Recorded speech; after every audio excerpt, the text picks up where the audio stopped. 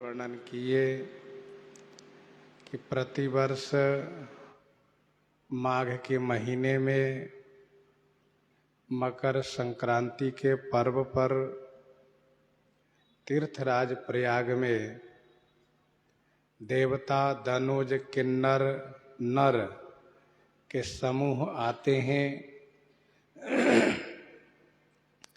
त्रिवेणी संगम में आदर पूर्वक स्नान करते हैं।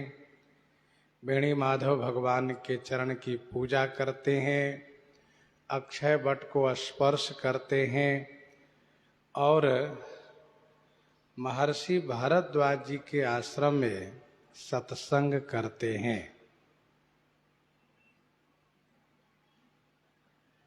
यहाँ पर 3 प्रयाग का वर्णन है। प्रथम तो जो स्थूल प्रयाग है, भारद्वाज मुनि बसहि प्रयागा। दूसरा भगवान के चरण कमल प्रयाग हैं, पूजहि माधव पद जल जाता। यह भगवान के चरण प्रयाग है। और तीसरा तहाँ होई मुनि ऋषय समाजा। यह संत समाज रूपी प्रयाग हैं। मुद मंगलमय संत समाजू, जो जग जंगम तीरथ राजू।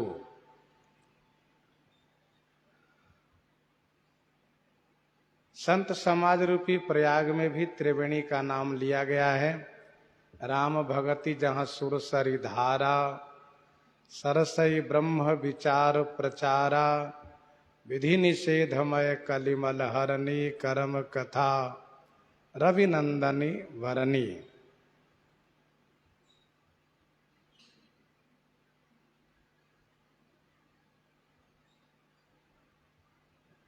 श्री भारद्वाज जी के आश्रम में जो सत्संग होता है, उस सत्संग में आपस में एक दूसरे के साथ अपना अनुभव प्रकट करते हैं। और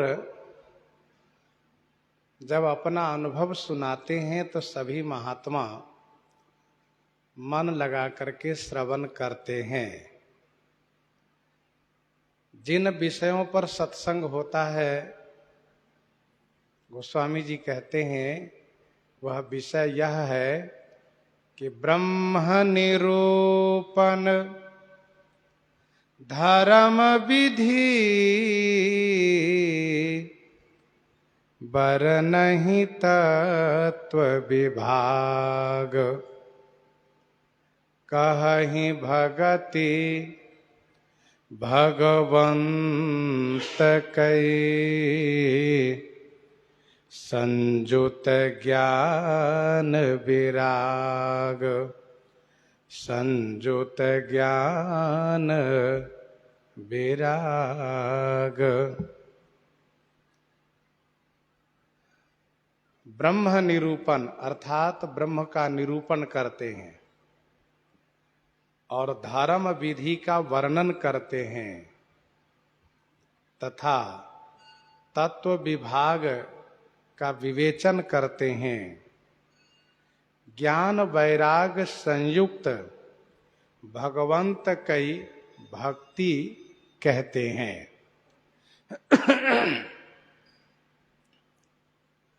ब्रह्म का निरूपण होता है, वर्णन नहीं। इसलिए कहा ब्रह्म निरूपण।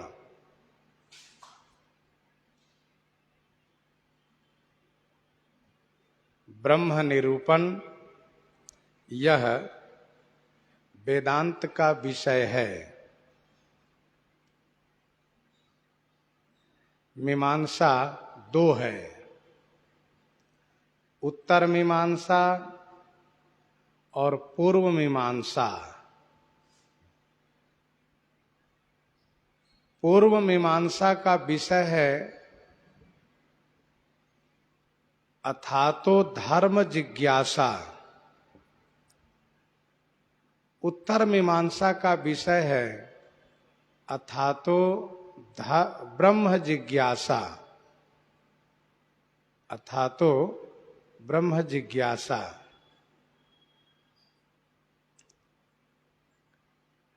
कल हम लोग चर्चा कर रहे थे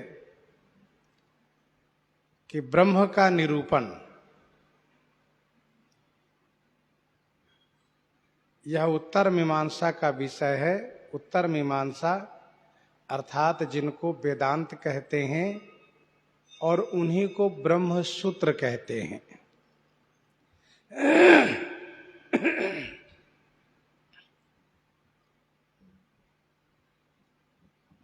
उस ब्रह्म सूत्र के माध्यम से सभी आचार्यों ने अपने अपने सिद्धांत का प्रतिपादन किए हैं। भगवान शंकराचार्य ने अद्वैत सिद्धांत को प्रतिपादन किए हैं उसी ब्रह्म सूत्र से। स्वामी श्री रामानुजाचार्य, स्वामी श्री रामानंदाचार्य जी ने विशिष्टाद्वैत सिद्धांत का प्रतिपादन किए हैं उसी ब्रह्म सूत्र से।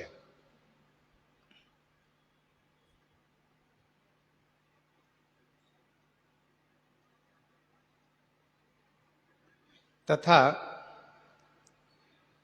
श्री मध्वाचार्य जी महाराज द्वैत सिद्धांत का प्रतिपादन किए हैं उसी ब्रह्म सूत्र के माध्यम, उसी ब्रह्म सूत्र से। श्री स्वामी वल्लभाचार्य जी ने शुद्धाद्वैत का प्रतिपादन किए हैं और स्वामी श्री निम्बारकाचार्य जी ने द्वैताद्वैत सिद्धांत का प्रतिपादन किए हैं। है वही ब्रह्म सूत्र।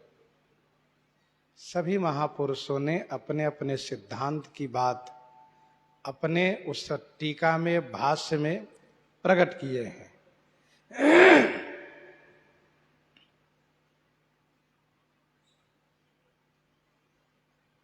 सभी आचार्यों ने ब्रह्म का ही प्रतिपादन किए। बस इतना ही अंतर है, किसी ने ब्रह्म जीव माया को सत्य माना है तो किन्हीं ने ब्रह्म जीव को केवल सत्य माना है और किन्हीं ने केवल ब्रह्म को सत्य माना है। जिन्होंने ब्रह्म को केवल सत्य माना है वे अद्वैत सिद्धांत वाले हैं। जिन्होंने ब्रह्म और जीव दोनों को माना है वे द्वैत सिद्धांत वाले हैं।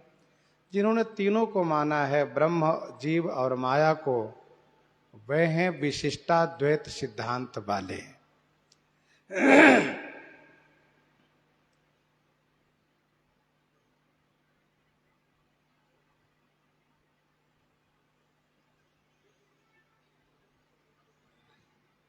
तो उत्तर मीमांसा का विषय है अथातो ब्रह्म जिज्ञासा। ब्रह्म का स्वरूप क्या है, ब्रह्म कैसे हैं, ब्रह्म कौन है, कौन नहीं है, इन्हीं विषयों का वर्णन है उत्तर मीमांसा में। तो ब्रह्म का निरूपण करते हैं।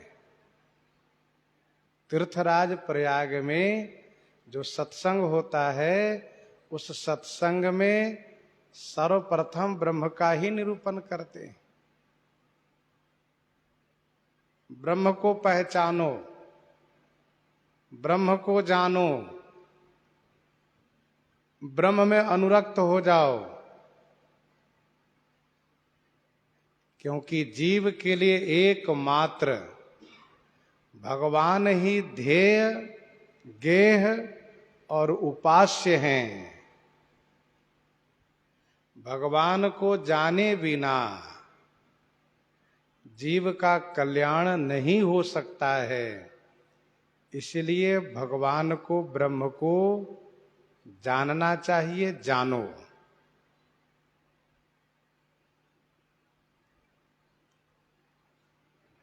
भाई जितने धर्म शास्त्र हैं सब यही कहते हैं कि भगवान को पहचानिए, भगवान को जानिए। ब्रह्म निरूपण,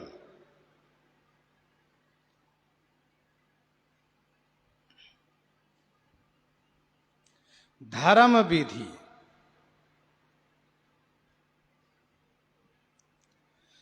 धर्म विधि यह पूर्व मीमांसा का विषय है। उत्तर मीमांसा के आचार्य हैं भगवान वेदव्यास,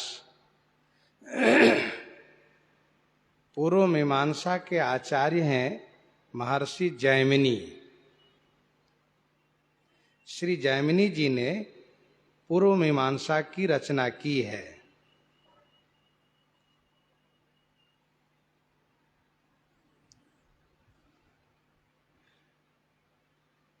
ब्रह्म के संदर्भ में आपने सुना कि निरूपण करते हैं पर यथार्थ नहीं जान पाते हैं, क्योंकि ब्रह्म यतो वाचो निवर्तन्ते हैं अप्राप्य मनसा सह, मन समेत जहि जान न बानी, अर्थात हमारी इंद्रियां वहां तक पहुंच नहीं पाती हैं।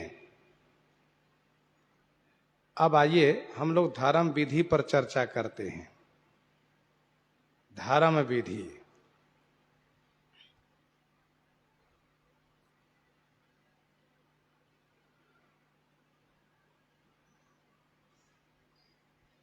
विश्व को जो धारण करता है वह लोगों द्वारा जो धारण किया जाता है उसी का नाम है धर्म।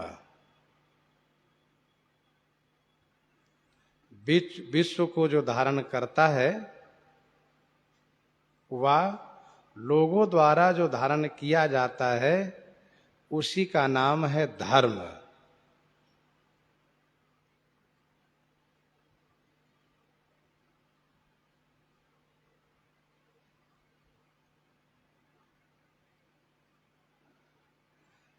वेद विहित कर्म ही धर्म कहलाता है।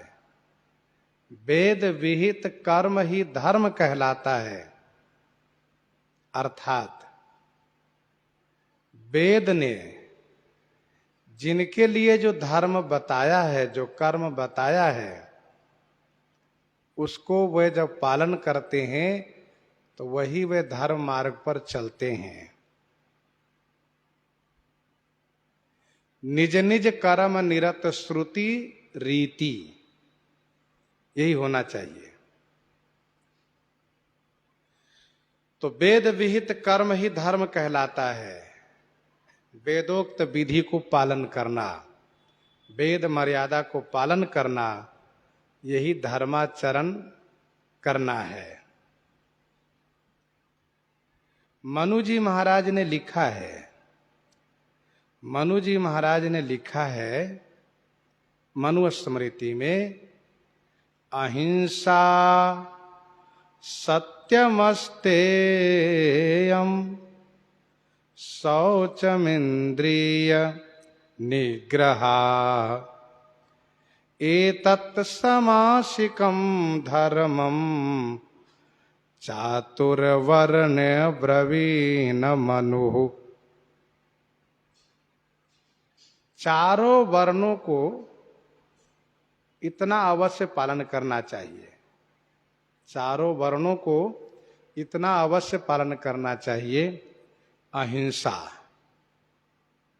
हिंसा न करें किसी प्रकार से, अहिंसा हो, सत्य हो, अस्तेय हो। अस्तेय माने चोरी न करें, झूठ न बोले, चोरी न करें। ये चारों वर्णों के लिए हैं। हिंसा न करें और पवित्रता के साथ रहें, पवित्रता के साथ रहें और इंद्रियों को अपने बस में रखें। ऐसा नहीं कि इंद्रियों के अधीन हम रहें, सो नहीं। इंद्रियां जो कहे सो न करके हम जैसा चाहें उस प्रकार से इंद्रियों का संचालन हो। एतत् समासिकम धर्मम चातुर्य वर्ण्यो ब्रवीण मनु। ये सभी वर्णों के लिए इतना पालन करना चाहिए। धर्म, धर्म जो सबको धारण करता है, धर्म जो अधोगति से बचाता है, वही तो धर्म है। जो सबको धारण करता है, अधोगति से बचाता है, वही धर्म है।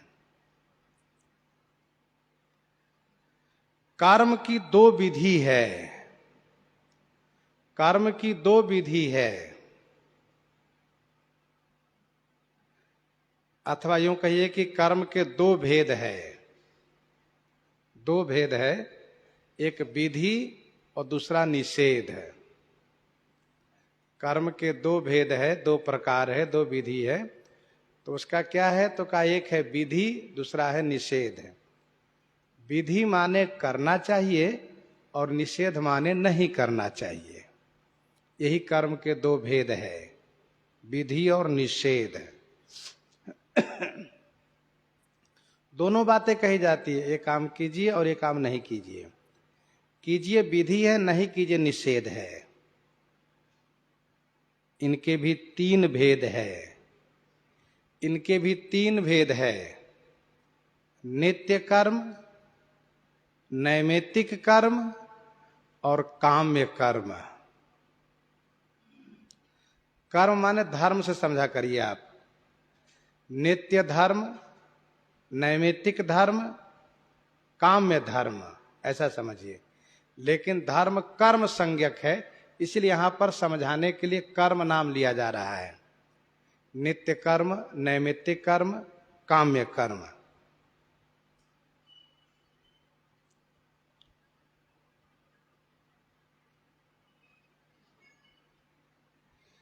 नित्य कर्म क्या है? नित्य कर्म विधि क्या है, ये समझिए। नित्य कर्म विधि यह है कि संध्या, उपासना, पूजा, पाठ, हवन करें।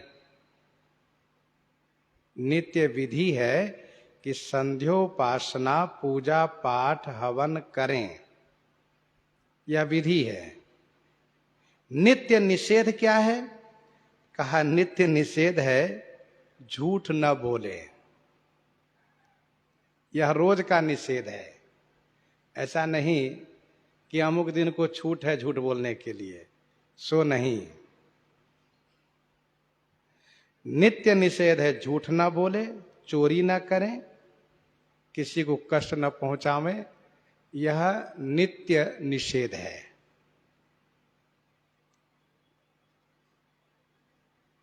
नैमित्तिक कर्म, नैमित्तिक कर्म विधि क्या है? कहा नैमित्तिक कर्म विधि यह है कि ग्रहण लगने पर पवित्र नदी में स्नान करें। ग्रहण लगने पर पवित्र नदी में स्नान करें। परिवार में किसी की मृत्यु होती है तो उनकी श्राद्ध क्रिया करें, यह नैमित्तिक विधि है। नैमित्तिक निषेध क्या है? तो नैमित्तिक निषेध यह है कि ग्रहण में भोजन न करें, ग्रहण काल में भोजन न करें, ग्रहण काल में दान न लेवें, यह नैमित्तिक निषेध है। इसी प्रकार से आगे समझिए। काम्य कर्म में विधि क्या है? काम्य मतलब कामना से जो कर्म किया जाता है, और नैमित्तिक माने किसी निमित्त, और नित्य माने रोज। तो काम्य कर्म में विधि क्या है? कहा काम्य कर्म की विधि यह है कि पुत्र कामना हेतु यज्ञ करें, पुत्र कामना हेतु यज्ञ करें, शुभ धर्मानुष्ठान करें, ये विधि है। और काम्य कर्म में निषेध क्या है? का निषेध ये है कि जिनको पुत्र की कामना है वे सोमवार को भद्र होने से बचे, अर्थात सोमवार को बाल न कटवावें, सिर के बाल न उतरवावें, मुंडन न होवे, बाल न कटवाना, ये काम्य कर्म का निषेध है।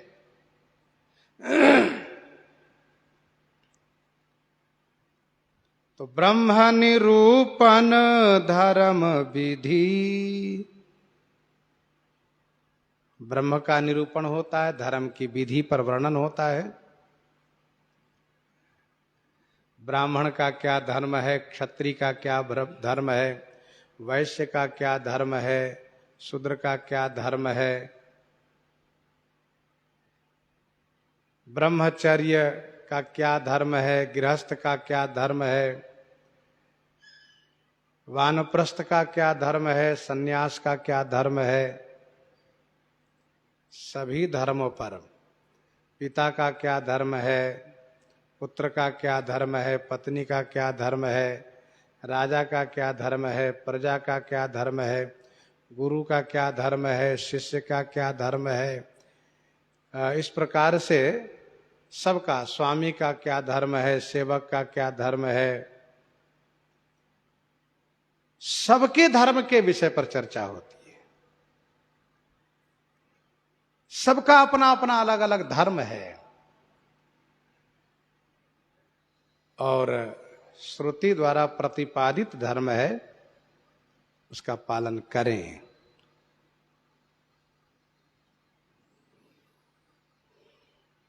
इसके बाद वहां चर्चा होती है तत्व पर। बर नहीं तत्व विभाग, तत्व का विभाग,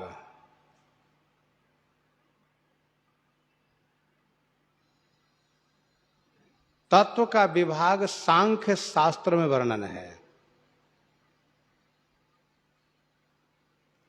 सांख्य शास्त्र जिन्ह प्रगट बखाना, तत्व विचार निपुण भगवाना।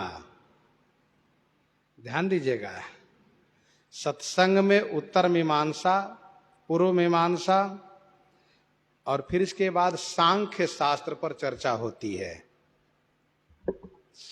सांख्य शास्त्र में तत्व का विवेचन किया गया है। तत्व को भी समझना अनिवार्य है।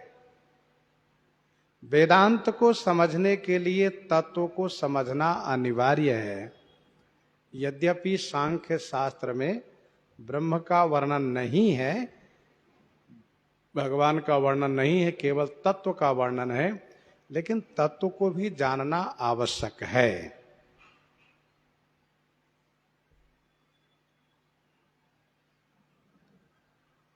तत्व के संदर्भ में आचार्यों ने अपने अपने मत को रखा है। किसी ने 4 तत्व को माना है, किसी ने 7, किन्हीं ने 9, किन्हीं ने 11, किन्हीं ने 13, किन्हीं ने 16, किन्हीं ने 17। 4, 7, 9, 11, 13, 16, 17, किन्हीं ने 24, किन्हीं ने 25, किन्हीं ने 26। इस प्रकार से तत्वों को स्वीकार किया है।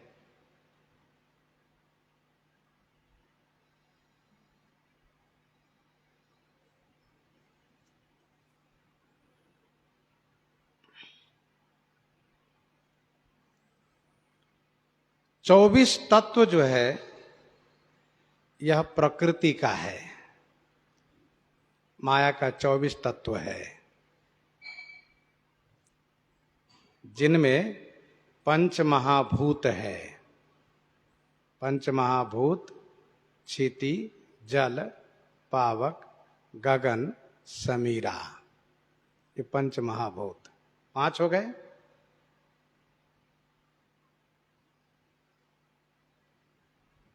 पंच तन मात्रा है। पंच तन मात्रा है शब्द, स्पर्श, रूप, रस और गंध। पंच तन्मात्रा शब्द, स्पर्श, रूप, रस और गंध।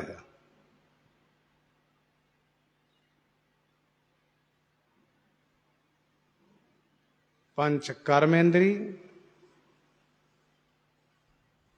हाथ, पांव, दो अधो इंद्री, हाथ, पांव, दो अधो इंद्री और मुख, ये पंच कर्मेंद्री कहे जाते हैं। 15 हो गए। 5 ज्ञानेंद्रिय। 5 ज्ञानेंद्रिय में कौन कौन? आंख, कान, नाक, जिह्वा और त्वचा। आंख, कान, नाक, जिह्वा और त्वचा, यही 5 ज्ञानेंद्रिय है।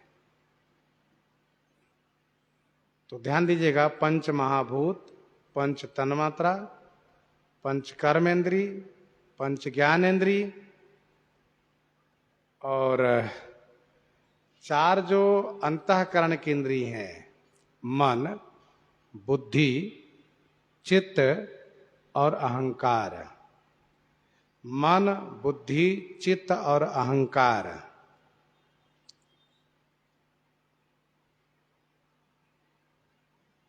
चौबीस हो गए। यही 24 माया के तत्व है, प्रकृति के तत्व है। 25वां जीव तत्व है और 26वां ब्रह्म तत्व है। 25वां जीव तत्व, 26वां ब्रह्म तत्व।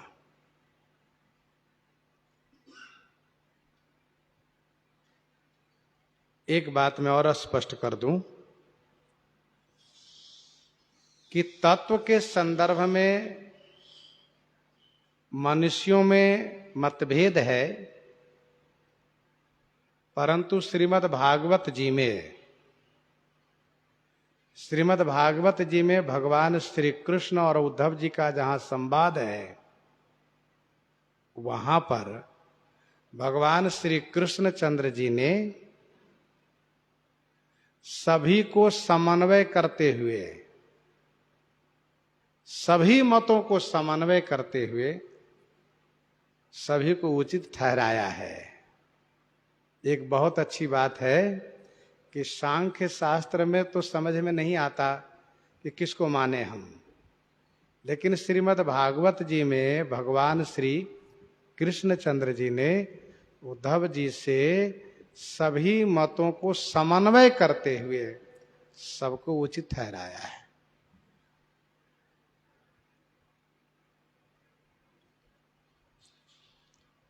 ये विशेषता है। वर्ण ही तत्व विभाग। इसके बाद कहहि भगति भगवंत कई संजुत ज्ञान विराग। ज्ञान और वैराग्य से संयुक्त माने युक्त भगवान की भक्ति का वर्णन करते हैं। किन ग्रंथों के आधार पर? तो जैसे सांडिल्य सूत्र, नारद पंचरात्र, श्रीमद् भागवत महापुराण, इन पवित्र ग्रंथों के आधार पर ज्ञान वैराग्य से युक्त भक्ति का वर्णन करते हैं। सांडिल्य सूत्र में, नारद पंचरात्र में, भागवत जी में भक्ति का विशेष वर्णन है। भागवत जी में जब कथा प्रारंभ होती है तो यही कहा जाता है कि देवर्षि नारद जी महाराज श्री भक्ति महारानी को वृंदावन धाम में दर्शन करते हैं। तब उनके दो पुत्र जो ज्ञान वैराग्य हैं वे जर्जर अवस्था में मृत शैया पर लेटे हुए दिखाई देते हैं और भक्ति महारानी शोक कर रही होती है। देवर्षि नारद जी और भक्ति महारानी का संवाद बड़ा सुंदर वर्णन है। फिर इसके बाद देवर्षि नारद जी के प्रयास करने पर भक्ति महारानी के ज्ञान वैराग्य पुत्र युवा अवस्था को प्राप्त कर जाते हैं। भक्ति महारानी देवर्षि नारद जी पर प्रसन्न होकर के उनको आशीर्वाद वरदान देती है। और भागवत जी में भक्ति का प्रधान वर्णन विषय है और इसीलिए भगवान वेदव्यास जी को भागवत जी की कथा गायन करने से उनके चित्त में विश्राम प्राप्त होता है। तो एक बहुत सुंदर बात, ब्रह्म निरूपण, धर्म विधि, तत्व विभाग विवेचन करते हैं, खूब व्याख्या करते हैं, लेकिन आनंद की वर्षा तब होने लगती है कब? जब ज्ञान और वैराग्य से युक्त भक्ति को कहने लगते हैं तो उपस्थित सभी महात्मा मुनि ऋषि कहते हैं हाँ वाह, बहुत बढ़िया, बहुत सुंदर। क्योंकि वहां उपस्थित समाज में सबको भक्ति बहुत प्रिय है। भाई जानकारी सब होनी चाहिए, जानना चाहिए, लेकिन अनुरक्ति तो भगवान के चरणों में ही होनी चाहिए।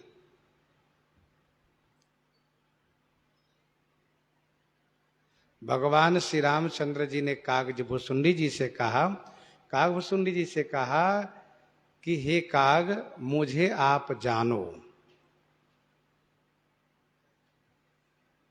जाने सु ब्रह्म अनादि अज अगुण गुणाकर मोही, यह जानो। तो कागभुसुंडी जी ने कहा ऐसा जानने से क्या लाभ होगा?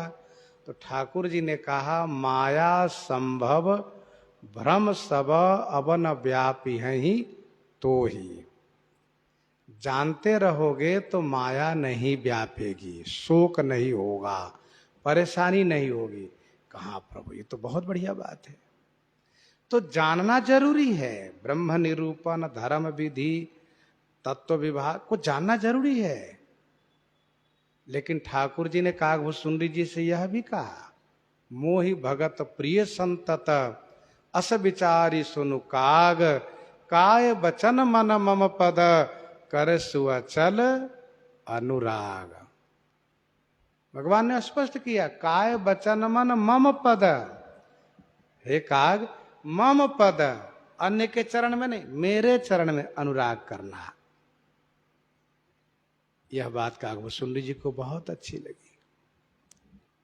तो कहीं भगति भगवंत कई संजुत ज्ञान विराग, जुग बिच भगति देव धुनि धारा, जुग बिच भगति देव धुनि धारा, सोहति सहित सुबिरति विचारा, सोहति सहित सुबिरति विचारा, जुग बिच भगति देव धुनि धारा, सोहति सहित सुबिरति विचारा।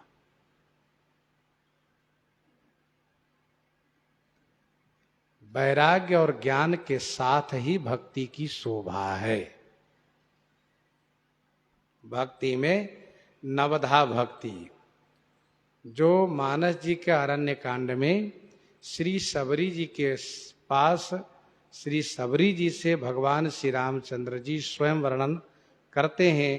प्रथम भगति संतन कर संगा, दूसरी रति मम कथा प्रसंगा से लेकर नवम सरल सबसन छल, हीना मम भरोसहिए हरसन दीना। श्रीमद् भागवत जी में 9 प्रकार की भक्ति का नाम इस प्रकार से लिया जा रहा है।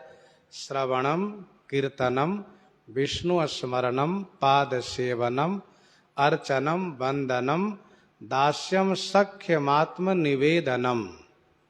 ये 9 प्रकार की भक्ति, नवधा भक्ति, प्रेमा भक्ति, पराभक्ति, ये सब का वर्णन होता है। प्रेमा भक्ति क्या है, पराभक्ति क्या है। अच्छा, मन में होता है पराभक्ति क्या है। पराभक्ति माने ये है कि भगवान को पाने के बाद हमें क्या करना चाहिए, और जो करते हैं वही पराभक्ति कहलाती है। नवधा भक्ति साधन में है, दसधा प्रेमा है, प्रेम में डूबे रहना, और इसके बाद पराभक्ति है।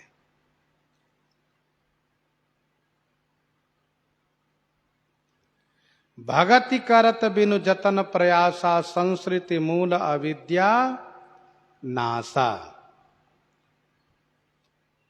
भक्ति करने वाले को संसार के मूल जो अविद्या है वह बड़ी आसानी से नष्ट हो जाती है। जिस प्रकार से हमें भूख लगी होती है तो हम भोजन करते हैं क्षुधा निवृत्ति हेतु, लेकिन जठराग्नि का काम है भोजन को पचाना, वो स्वयं वह काम करती है। वैसे ही हम भजन करते हैं स्वयं आनंद पाने के लिए, सुख पाने के लिए, परंतु अविद्या का नाश स्वतः हो जाता है, अविद्या नष्ट हो जाती है।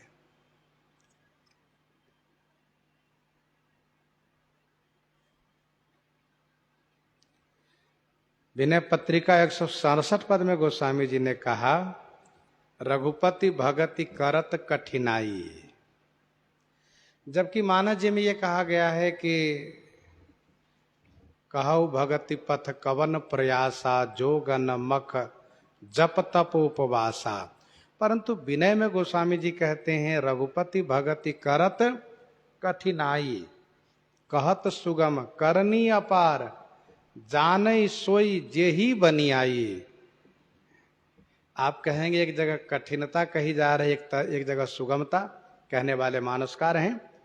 ऐसा क्यों? तो इसका समन्वय इस प्रकार से करना चाहिए, इस चौपाई से कि सरल स्वभावन मन कुटिलाई, जथा लाभ संतोष सदाई।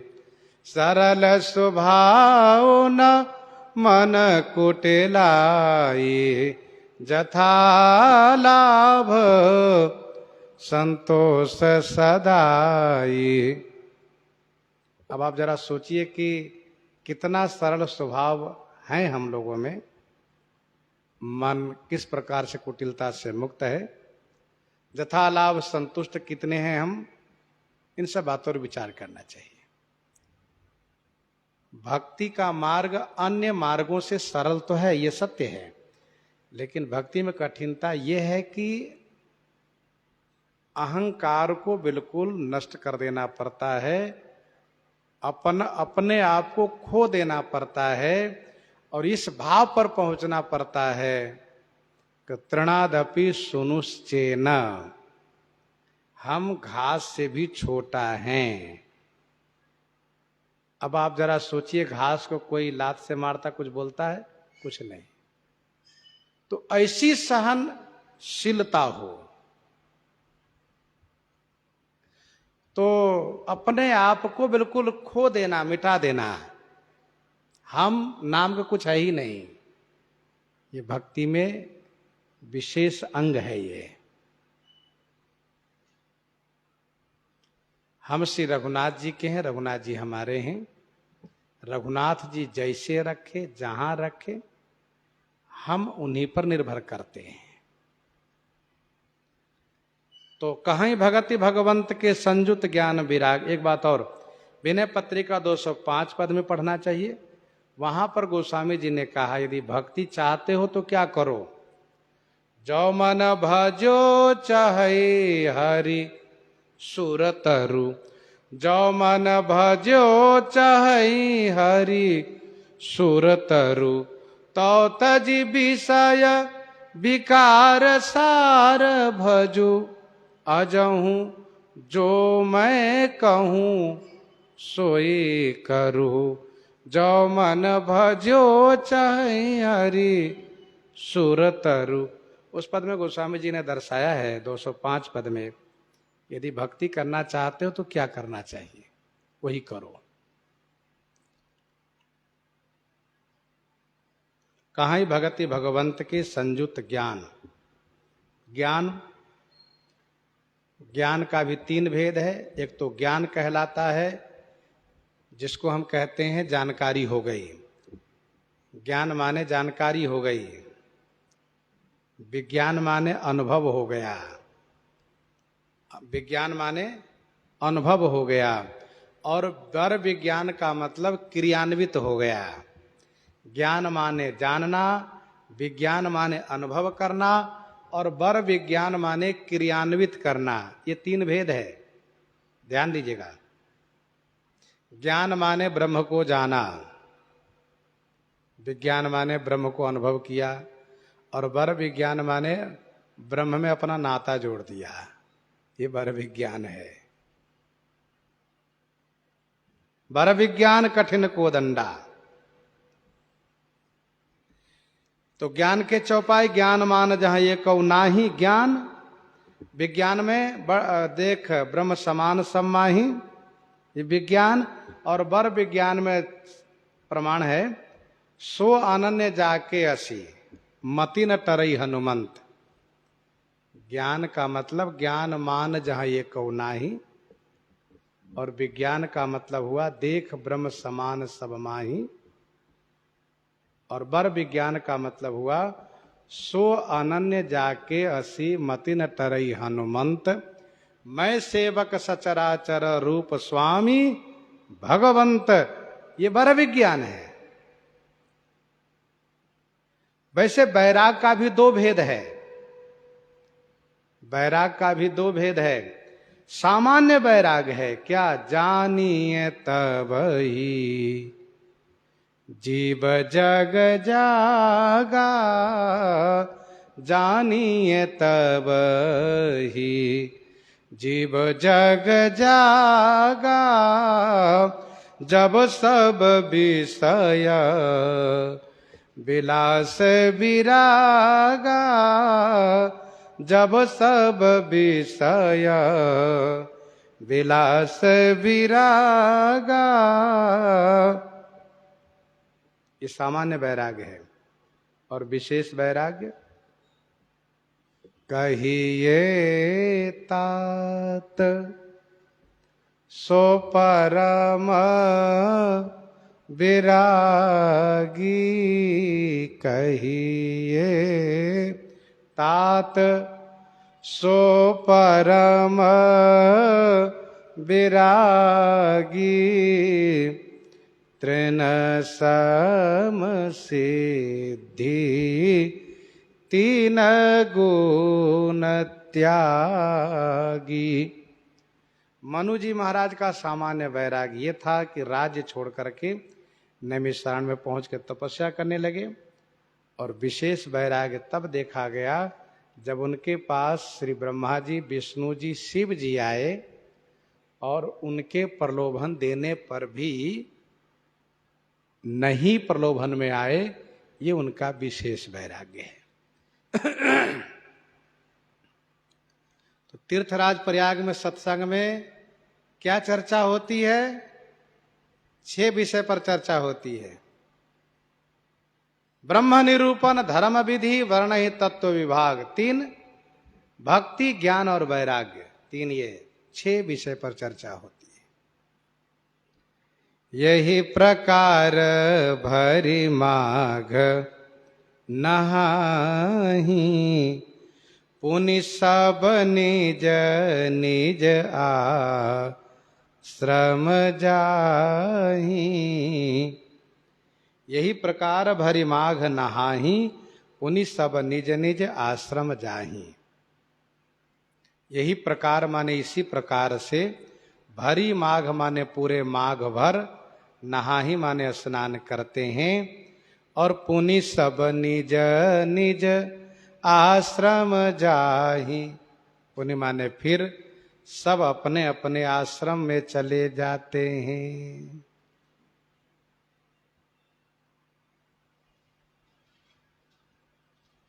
इसी प्रकार से पूरे माघ भर स्नान करते हैं, पूरे माघ भर, एक दिन भी कम नहीं होने देते हैं, क्योंकि एक दिन कम हुआ तो फिर कल्पवास खंडित हो जाएगा। इसीलिए पूष पूर्णिमा से माघ पूर्णिमा तक वहां रहते हैं। पूष पूर्णिमा को वहां पहुंचे रहते हैं, माघ पूर्णिमा का स्नान करके फाल्गुन प्रतिपदा को वापस आते हैं। पुनि सब निज निज आश्रम जाहि, प्रति संबत अति होई आनंदा, मकर मज्जी गवनहि मुनि वृंदा। प्रति संबत अति होहि आनंदा, मकर मज्जी गवनहि मुनि वृंदा। प्रति संबत माने प्रति वर्ष, अति आनंदा हुई, अतिशय आनंद उत्सव होता है।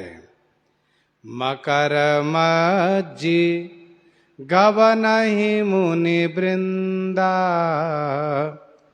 मकर स्नान करके मुनि वृंदा माने मुनि समूह वापस आ जाते हैं। देखिए, 2 बार जाने की बात कही जा रही है। यही प्रकार भरी माघ नहाही, माघ नहाने वाले हैं, माघ के कल्पवासी हैं, जिसको चांद्र मास कहते हैं, चंद्रमास भर नहाते हैं। और प्रति संबत अति होई आनंदा, मकर मज्जी, पूरे मकर भर स्नान करते हैं। तो मकर भर नहाने वाले जब मकर राशि पर सूर्य जाते हैं तब से लेकर के जब तक मकर राशि पर सूर्य रहते हैं तब तक स्नान करते हैं। जब कुंभ राशि पर सूर्य जाते हैं तब नहा करके वे वापस आते हैं, और उसको सौर्य मास कहते हैं। मकर भर नहाने वाले, मकर राशि पर जब तक सूर्य रहे तब तक नहाने वाले सौर्य मास नहाते हैं, माघ नहाने वाले चंद्रमास नहाते, ऐसा वर्णन किया गया है। इसलिए 2 बार आने की बात कही जा रही है। प्रथम चौपाई में यही प्रकार भरी माघ नहाही, पुनि सब निज निज आश्रम जाही। फिर दोबारा कहा प्रति संबत अति होई आनंदा, और मकर मज्जी गवनहि मुनि वृंदा। मकर नहाने वाले जब कभी पूष के महीने में, पौष महीने में भी मकर राशि पर सूर्य जाते तभी वो पहुंच जाते हैं, और फिर जब सूर्य कुंभ राशि पर जाएंगे तो वापस आ जाते हैं वे। उनका वो नियम है। देखिए, 12 राशि है, 12 महीने की बात कही जा रही है, राशि 12 है। तो जब तक मकर राशि पर सूर्य रहते हैं 1 महीने 30 दिन तक, तब तक वहां रहते हैं। तो मकर नहाने वाले सौर्य मास, माघ नहाने वाले चंद्रमास, दोनों अपने समय पर वापस जाते हैं। गोस्वामी जी कहते हैं सब लोग जब वापस होने लगे, एक बार भरी मकर नहाए, सब मुनीस आश्रम निषिधाये, सब मुनीस आश्रम निषिधाये। एक बार की बात है, 1 वर्ष की बात है कि मकर नहा करके सभी मुनि लोग अपने अपने आश्रम को प्रस्थान किए। तो महर्षि भरद्वाज जी सबको विदा दिए, क्योंकि सभी महात्मा श्री भरद्वाज जी से विदा लेकर जाते। महाराज दंडवत महाराज, कृपा बनाए रखिएगा, फिर अगले वर्ष ठाकुर जी की इच्छा होगी दर्शन करेंगे। हाँ महाराज, जरूर कृपा करके पधारिएगा महाराज। आपका आना और रहना बहुत अच्छा लगा, सुंदर सत्संग हुआ। इस प्रकार से सब विदा हो रहे हैं श्री भरद्वाज जी से।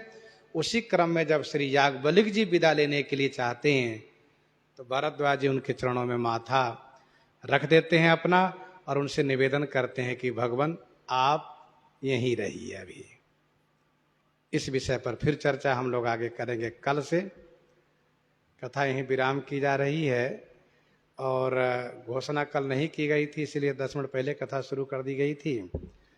क्योंकि छावनी में श्री स्वामी मणि रामदास जी की छावनी में पूज्य महाराजा श्री के जन्म महोत्सव पर कार्यक्रम चल रहा है, उसका भी आज समापन है।